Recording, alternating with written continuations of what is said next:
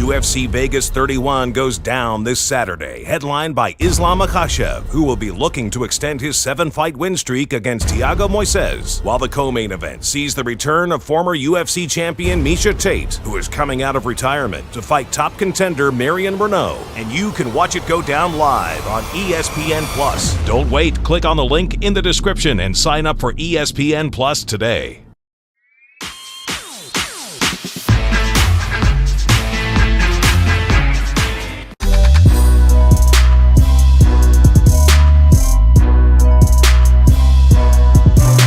This is not a one and done. This definitely, get it out of anybody's head. Not a cash grab. This is not a one and done deal. I'm here to fight. I want to be a champion again. In my mind, I'm kind of dedicating 2 years, but there's the short-term, long-term, mid-term goals. And right now, that's just what I see. My foreseeable future is to become a champion within that 2-year span. But it could be more. I guess potentially could be less, but right now I have my eyes and heart set on giving my all for the next 2 years.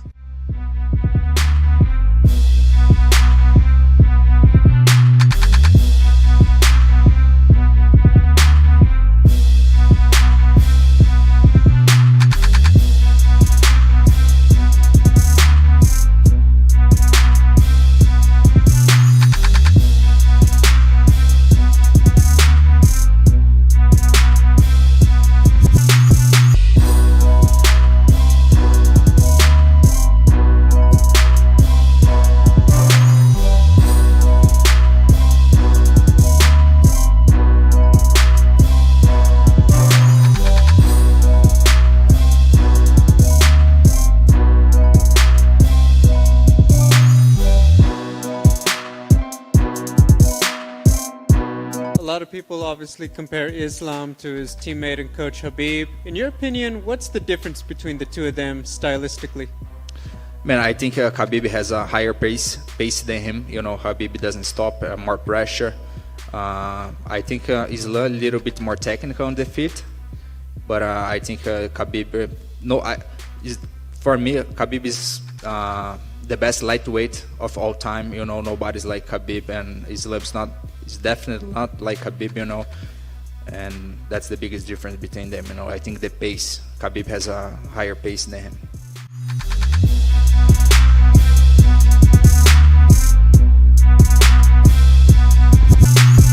He's looking fantastic. His mindset is he's going out there and he's got a big torch to carry. The Khabib legacy.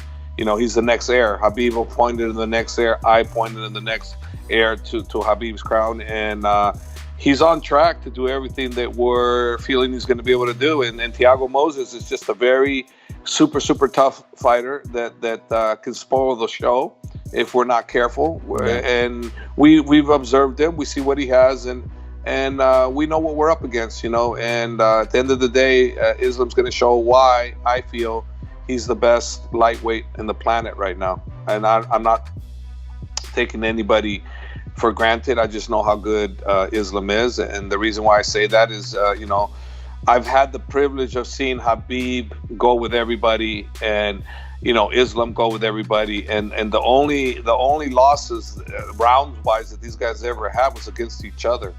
Khabib losing the very few of them, but still the only guy that's ever won any rounds from Khabib was Islam. And then Islam, he smashes everybody, he smashes everybody. And I get the privilege of watching that. So I'm the so-called expert, but I'm only an expert only because I see this guy smash people, right? Yeah. So I'm like, well, how hard it is to pick how good the guy's going to be when I see that. Guys come into the gym, expert guys, and they see Islam, and all of a sudden they're talking like we're talking, because now they become experts too. They see it, and that's all it is. We see with our eyes how good this guy is, and we go, oh shit. And that's why you have all these guys declining to fight him, because word comes around the circles, don't go with Makhachev, don't go with Makhachev. He's a killer, and he is. Yeah. He straight up is. That's why he's almost impossible to beat outside of knocking him out.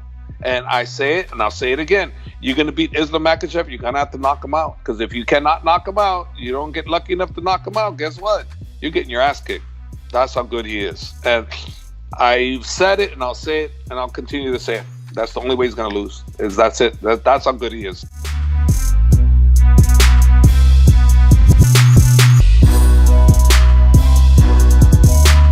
He's a tough guy, you know. They're all tough once you get to this stage, you know. At the end of the day, though, you know, he's a grappler, he's a wrestler. He's going to want to take me down, and you know that's the story of my fight career. A lot of people, they want to stand until they get cracked, and then they want to take me down. And you know, we know how to treat those people accordingly. And I'm looking to do the Masvidal, have the Masvidal experience. I don't talk crap, you know. I just go and make a statement. And when I make a statement, it's pretty loud and huge. And the way that I come in, it's very exciting. So I just focus on me, do what I was born to do, and go out there and represent myself, and everything else will just fall into place.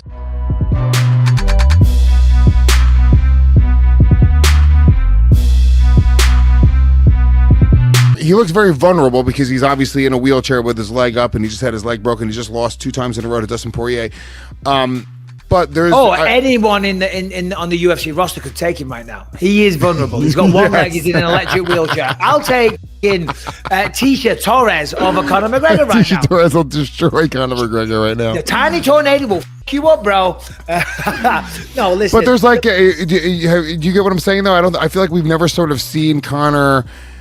It's interesting to sort of watch him sort of like, you know, be on camera that way and talking the way that he's talking. It's not the normal like. No. The reason being is, and I understand what you're saying, but the reason being is because he truly believes in his heart that that's the reason why his leg broke. Okay. And if there was some stress fractures, then it probably is why the leg broke. You know what I mean? There is reasons for things. Things don't happen for no reason.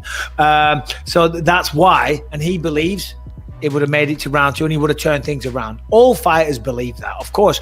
And of course, look at the fight with Chad Mendez. He was able to do that. Was it likely? No. Was it possible? Yes. You can't say it was impossible because that would just be an outright lie. So in his mind, the fight stopped because of an injury. So therefore, he's fired up to get back, to change the narrative and come back. And I got to say, as I say, I do respect that attitude. I really do. But who does he come back against? Because I don't think he's going to get to fight Dustin straight away. I think. And Dustin, is it definitely going to be lightweight? Maybe it's 170. Maybe that's a smarter division to come back to. I mean, I don't think he's beating Kamaru Usman, but no, 170 he ain't beating, you know, Kamaru Usman or any of those guys. Well, but at 155, you know, well, that's where he's going to come back. Out of those names there, right?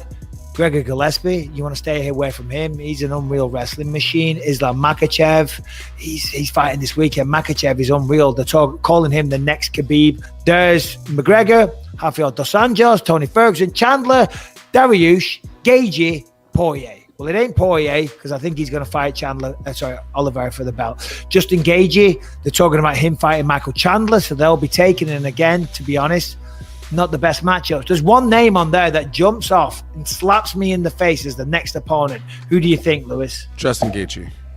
No, I just said you want to avoid Justin Gaethje. All-American wrestler, heavy hands.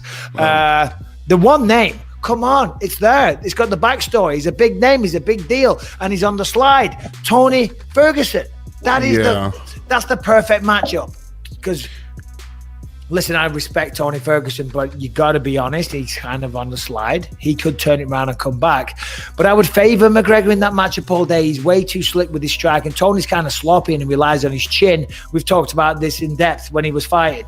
You know, he relies on his chin, and that's diminishing him now. He can't take shots like he used to. I don't know if that's the case. He's certainly coming towards the end of his career. Seems like his heyday's behind him. That's the perfect fight for Conor to come back, beat Tony Ferguson. Then he beats the boogeyman. Tony Ferguson has a tremendous following and he's known for being super, super tough. Beats Tony Ferguson, gets his mojo back, then fights Dustin Poirier. Ask Dana White, ask the UFC, ask Dr. Davidson, the head doctor of the UFC. They knew I had stress fractures in my leg going into that cage. There was debate about pulling the thing out because I was sparring with no shin pads and I kicked the knee a few times. So I had multiple stress fractures in the shin bone above the ankle. And then I have trouble with the ankle anyway, do you know what I mean, throughout the years of fucking fighting all the time. So, and I also was wrapping my ankle. I was wrapping my ankle every training session.